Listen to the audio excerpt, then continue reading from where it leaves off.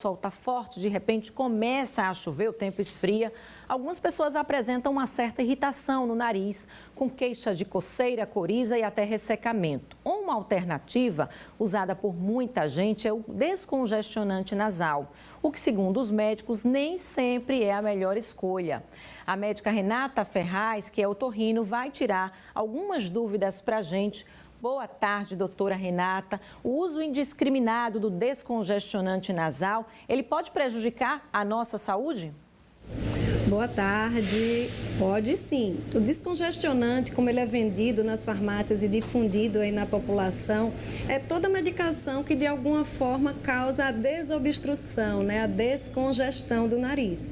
Como o nariz é uma região muito vascularizada, essa congestão ocorre quando há um inchaço, um edema desses vasos. E aí a gente tem que ter bastante cuidado que existe diferença entre essas medicações. Existe soro fisiológico, que é uma solução salina, que a gente orienta que, se possível, as pessoas lavem o nariz todo dia como rotina, e existem outras medicações que ela causa ela reduz esse inchaço do vaso e que pode trazer consequências danosas e precisa ter orientação médica para o uso. No caso de mulheres grávidas ou que estão amamentando, quais são os riscos, hein, doutora? Então, a solução salina ela é indicada, independente da idade, ela pode ser usada em crianças, gestantes, qualquer pessoa. Se você tem algum grau de congestão do nariz, rinite, é importante fazer essa higienização, porque removendo as secreções, você está também tirando impurezas, bactérias, vírus e tanto tratando problemas como evitando. Tem também os corticoides nasais, que a gente usa soluções tópicas, ou seja, soluções como sprays, para melhorar alguns casos de rinite, sinusite, mas os descongestionantes, que a gente chama de vasoconstrictores, que são as medicações que diminuem mesmo esse inchaço do vaso, eles não podem ser usados em gestantes, nem em crianças abaixo de 6 anos e não são indicados de uso recorrente mesmo para as pessoas em geral. Agora, no caso daquelas pessoas que já conhecem, que já têm o diagnóstico do seu problema, quando vai para o médico que ele passa algum medicamento específico, todas as vezes que ela fizer o uso desse medicamento é recomendado ou esse caso precisa ser acompanhado pelo médico? Porque às vezes a pessoa já tem o hábito de comprar certo aquela fórmula, aquela droga e nem sempre isso é bom, né, doutora?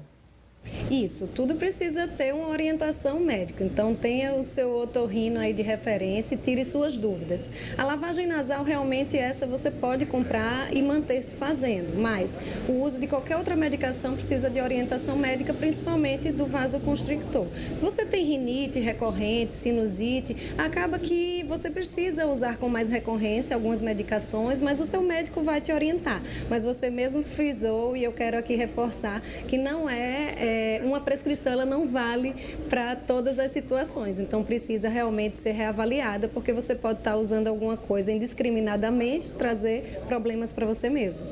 Doutora Renata, e essa lavagem do nariz, então, com soro está liberada? Algumas crianças, inclusive, não gostam quando é usado até seringa nessa lavagem, né? Mas aí não tem problema. Não tem problema, tem que ter alguns cuidados. As seringas, principalmente dependendo do tamanho da criança, tem que ser seringas menores, né? Nós adultos podemos usar seringas maiores, de 10, de 20 ml, por exemplo. Podem ser usados outros aplicadores que também tem alguns frasquinhos que você faz uma lavagem similar à da seringa. Tem alguns sprays, jato contínuo. Hoje em dia tem qualquer opção. A opção que servir melhor para a pessoa é a opção que ela pode usar. De preferência, de 1 a 2 vezes no dia. Horários bons de fazer são período da manhã e período da noite. E realmente as crianças que tendem a adoecer mais, principalmente nas escolas, contato com outras crianças, se beneficiam sim quando a lavagem é bem feita. Cuidado só em lavagens de alta pressão, tanto com seringa quanto com esses frasquinhos, para não atingir o ouvido. E para quem sente muito essa mudança de tempo, mudança de clima e começa a ficar congestionado nessa região nasal, qual a orientação então para a prevenção? Primeiramente, lavagem nasal com soro. Se não estiver funcionando, realmente procura o otorrino. Se tem rinite, em geral, acaba precisando fazer algumas medicações específicas, mas o descongestionante, que é o vasoconstrictor, que é aquele que você pinga uma gotinha de cada lado e ele abre totalmente, esse tem que ter bastante cuidado, porque ele pode viciar a pessoa, criar uma dependência de respirar com ele. Ele pode causar o que a gente chama de efeito rebote, que é ele entope mais ainda o nariz depois que passa aquele efeito. Com o tempo, ele causa uma rinite pelo próprio medicamento e, quando o uso é bem discriminado, essa grande quantidade de medicamento, mesmo no nariz, é absorvido no sangue e pode trazer consequências até mesmo cardíacas, como aumento da pressão arterial, arritmias. Então, tem que ter bastante cuidado. Tá certo, doutora Renata. Muito obrigada pelos esclarecimentos aqui no AL1. Até a próxima.